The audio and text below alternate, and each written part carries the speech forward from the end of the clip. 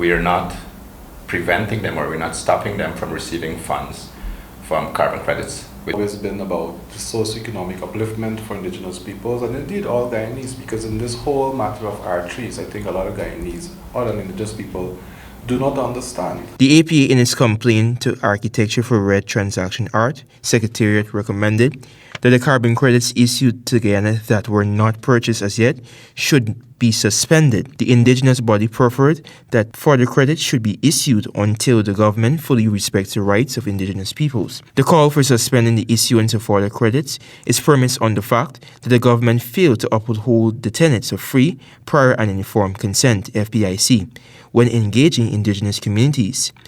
The APA posited. However, Vice President Dr. Barjagdio had accused the APA of seeking to block funding of indigenous communities through the sale of carbon credits. That's how they're trying to block it. I think with approval from APNU has been doesn't like this too. You saw the negatives coming out. National Trucial Council representative NTC Derek John in a newsletter also accused the APA of doing the same, but McGarrell and Atkinson rebuffed these assertions, deeming them false and misguided. We've never said don't give money to indigenous people for development. As a matter of fact, we've advocated for more.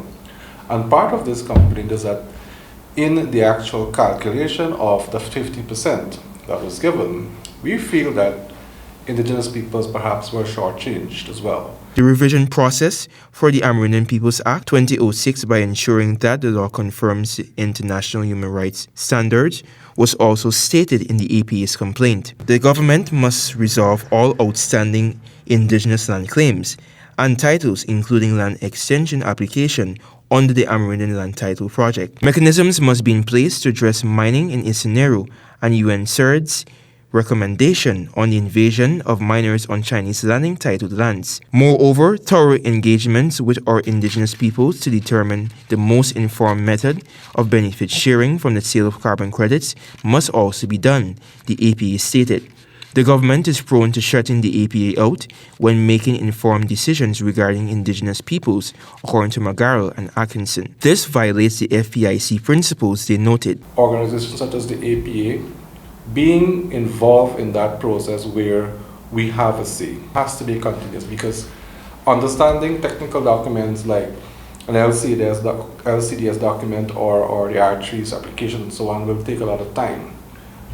Indigenous peoples have that right to free, prior and informed consent. The APA maintained that it is a non-governmental organization and will never impugn the rights of indigenous peoples. Antonio Dey reporting for the AGP Nightly News.